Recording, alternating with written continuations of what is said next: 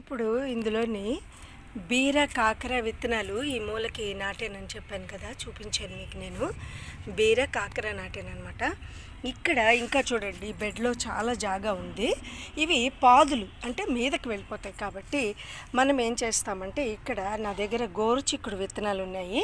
ఇవి మనము ఇలాగ నాటుకుంటే దూరంగా మనకి ఉండేది టెర్రస్ గార్డెన్లో ప్లేస్ చాలా తక్కువ ఉంటుందండి మనకి. కాబట్టి మనం ఏం చేయాలంటే ఉన్న ప్లేస్ని యూటిలైజ్ చేసుకోవాలి. అంటే దుంప జాతి వేసుకోవచ్చు, దాంతోపాటు మీదకి వెళ్ళే పాదులు వేసుకోవచ్చు.